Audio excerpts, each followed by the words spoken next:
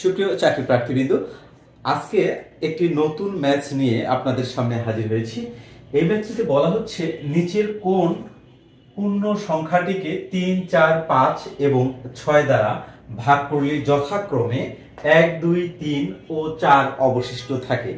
দেখুন, এই প্রশ্নটি 40তম বিসিএস এসেছিল এবং বিআরইবি 2022 সালের যে পরীক্ষাটি অনুষ্ঠিত হয়েছিল এই প্রশ্নেও এসেছিল। এই প্রশ্নটি করার জন্য আমরা সবচেয়ে যেটা গুরুত্ব দিয়ে থাকি, অর্থাৎ আমার যে ভিডিও লেকচারগুলো আপনারা দেখতে পাবেন যে সবসময় আমি বেসিকের উপরে বেশি গুরুত্ব দিয়ে থাকি। তো আজকের ভিডিওতেও আসলে এর ব্যতিক্রম কিছু আমরা করব না, বেসিকের উপর গুরুত্ব দিয়ে মূলত ম্যাথটা করার চেষ্টা করব।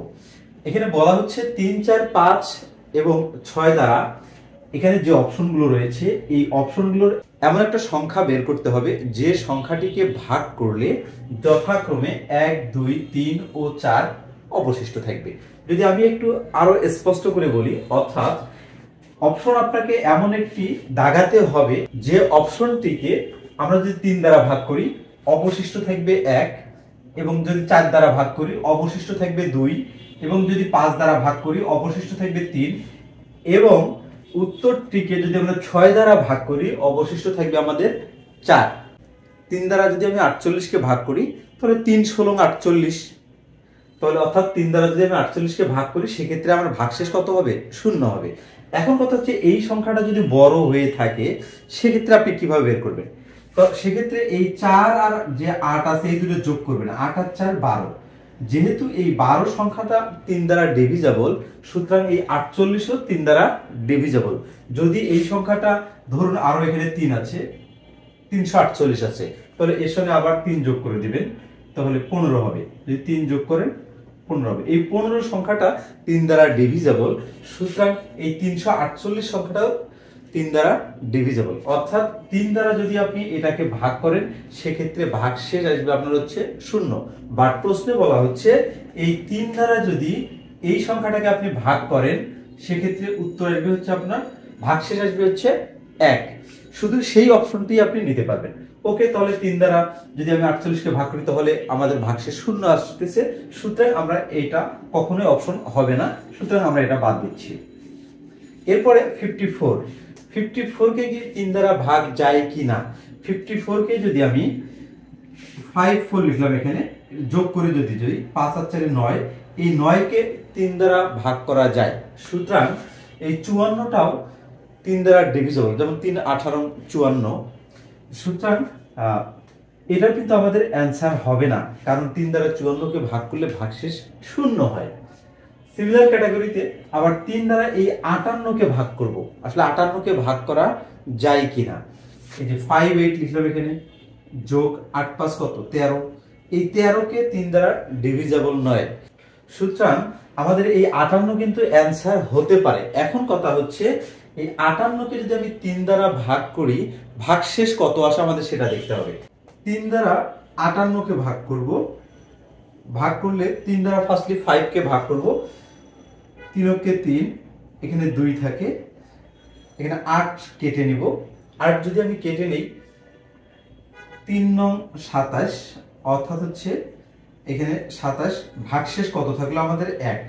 এখানে বলা হচ্ছে 3 দ্বারা ওই সংখ্যাটাকে ভাগ করলে ভাগশেষ 1 হবে। দেখুন 3 দ্বারা যদি আমি 58 কে ভাগ করি তাহলে ভাগশেষ 1 আসতেছে, তার মানে এটা কিন্তু আমাদের 3 দ্বারা স্যাটিসফাইড হচ্ছে। এখন দেখবো 4 দ্বারা স্যাটিসফাইড হয় কিনা এই সংখ্যাটা, অর্থাৎ 4 দ্বারা এই সংখ্যাটাকে ভাগ করলে ভাগফল আমাদের 2 আসবে। তাহলে 4 দ্বারা যদি আমি 58 কে ভাগ করতে চাই 58, এটাকে যদি আমি 4 দ্বারা ভাগ করি, একবার যায় 4, এখানে বিয়োগ করলে 1 আসে, এখানে 8 আসে। এবারে 4 4 16, এখানে দেখুন ভাগশেষ কত আসে? ভাগশেষ আমাদের হচ্ছে 2। আমাদের এখানে বলা হচ্ছে 4 দ্বারা ওই সংখ্যাটাকে ভাগ করলে ভাগশেষ 2 হবে, এখানে কিন্তু ভাগশেষ 2 আছে, তার মানে এই ক্ষেত্রেও কিন্তু এটা সঠিক। এরপরে আমরা 5 দ্বারা যদি এটাকে ভাগ করি, 58 কে যদি আমরা ভাগ করি সেক্ষেত্রে আমাদের কত আসে? 5 11 55, 56 57 58, 3 থাকে। এখানেও কিন্তু তাই, ভাগশেষ কত থাকবে? 3 থাকবে, তার মানে 5 এর ক্ষেত্রেও এটা সঠিক। এবারে 6 দ্বারা যদি ভাগ করি, 6 নং 54, 55, 56, 57, 58 এক্ষেত্রে ভাগশেষ 4 থাকে। এখানে কিন্তু আমাদের বলা হচ্ছে 6 দ্বারা ভাগ করলে ভাগশেষ 4 হবে। সুতরাং অ্যান্সার যে আমাদের এটা, আমরা নিঃসন্দেহে এটা বলতে পারি। এখন দেখুন এই যে 60 থাকে, 60 কে কিন্তু 3 দ্বারা ভাগ যায়, 3 কুড়ি 60, সেক্ষেত্রে ভাগশেষ কিন্তু আমাদের শূন্য থাকে। সুতরাং আপনারা ইজিলি বুঝতে পারছেন যে আসলে অ্যান্সারটা মূলত মিস্টার গ।